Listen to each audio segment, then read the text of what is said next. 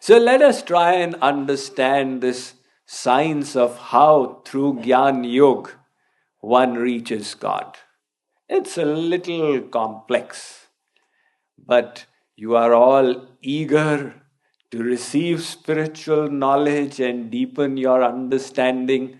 So I am sure that you will be listening very attentively to follow as this Gyan Yog path is described.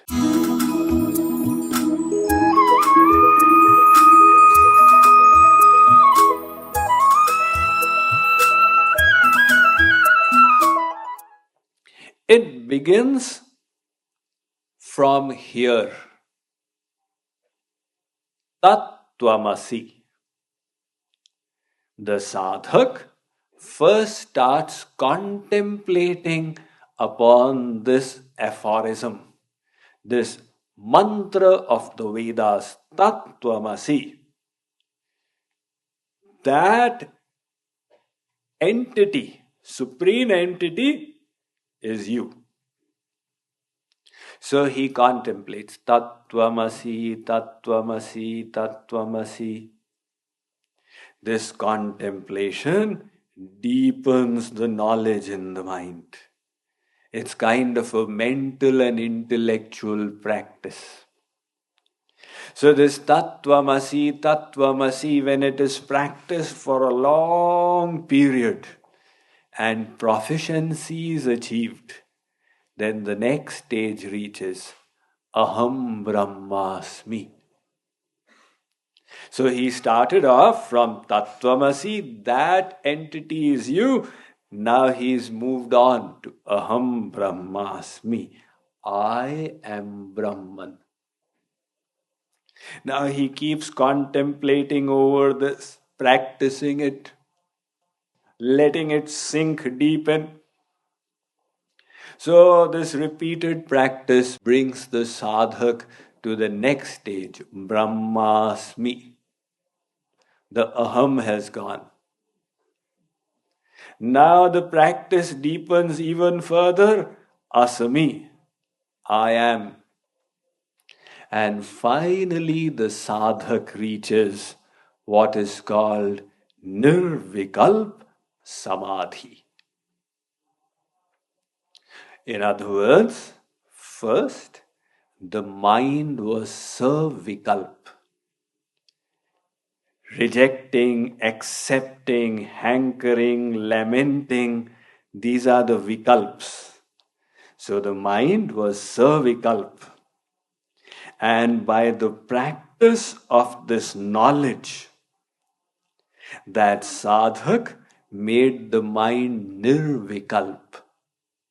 In other words, the mental processes have stopped. The sadhak's mind has become still. So this is called nirvikalp samadhi. Through knowledge, the sadhak has progressively elevated himself or herself. By that contemplation, he first realized, I am not this body made of matter. He rose above the bodily platform.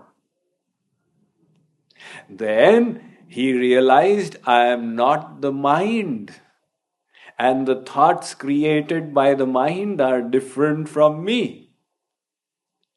He went beyond the mind in his realization.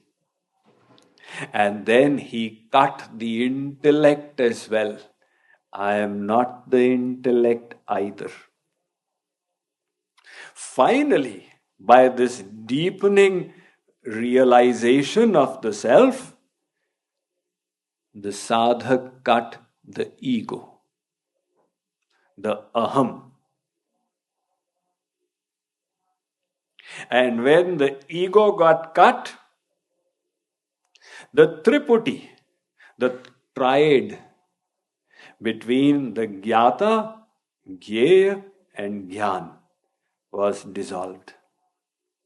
Between the knower, the object of knowledge, and knowledge itself. This got dissolved when the ego of the knower finished.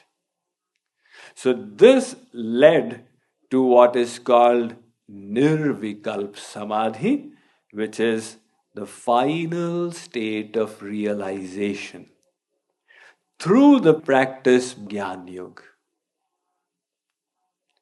So in this stage, the sadhak is seated now in self-knowledge.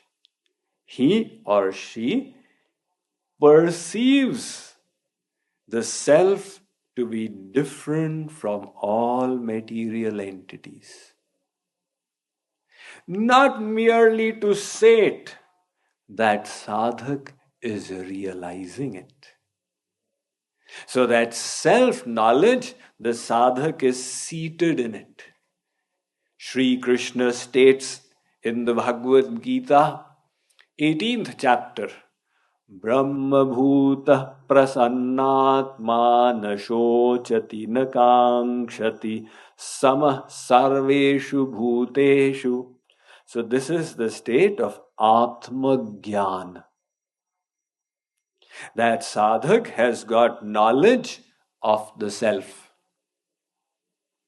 However, knowledge of the self is only an ansh Gyan. It's a tiny realization of the entire truth. The entire truth, its knowledge is Brahma Gyan. Brahma Gyan, one cannot get by one's own mental contemplations. Brahma Gyan needs God's grace. It is not in the capacity of the soul to reach Brahma Gyan by the power of one's intellect. So that sadhak is situated in Atma Gyan, not Brahma Gyan. Ansho Nana Vyapadesha, the Brahma Sutra says, the soul is a tiny ansh of Brahman. Mamaivansho jivaloke jivabhuta sanatanaha. The 15th chapter of the Gita says, Arjun, all souls in this world are my tiny parts. Ishvara ansha jiva avinasi. The Ramayana says, ansh, tiny part. So, the sadhak has attained Atma Gyan, but not Brahma Gyan. And without Brahma Gyan, liberation from the material energy still does not take place. Union with God still does not take place. So the sadhak is in samadhi and still under Maya. So that sadhak then, his guru, if he is a Brahma Jnani, he reveals to the sadhak, now my child, you need to surrender to God. So far you endeavored on self-effort. I will do it, I will contemplate, I will focus my mind. This can only take you so far, not further. At this stage, you will need God's grace. Surrender to God. So that sadhak at that stage then surrenders to God because he realizes that the material energy has still not left him. Through Atma Gyan, he destroyed avidya maya. But vidya maya is remaining. And for that vidya maya, Shree Krishna has declared in the Gita, 7th chapter, Daivi Hyesha Gunamai Mama Maya Duratyaya. Arjun, this Vidya Maya of mine is Duratyaya. It is very difficult to overcome. You keep on trying through various spiritual means. Yoga, yagya, japa, tapa, vrat, puja. Vidya Maya will not go. Why? Because it is my Maya, Mama Maya. Arjun, it is my energy. And since I am its energetic, it's receiving power from me. The punch it has is due to my power. So the biggest yogi, muni, rishi, tapasvi, gyani, dhyani, nobody can defeat this Maya. Mama Maya, Dhuratyaya. If somebody defeats Maya, it means he or she has defeated God. That person who defeats God's energy has defeated God. Just like in the olden days, if you defeated the king's army, you had conquered the king. So if anybody can conquer this Maya by self-effort, that person has conquered God. Now who can conquer God? Nobody. He is Ajit. Similarly, nobody can conquer Maya. So then Arjun says, my Lord, then how will I be saved?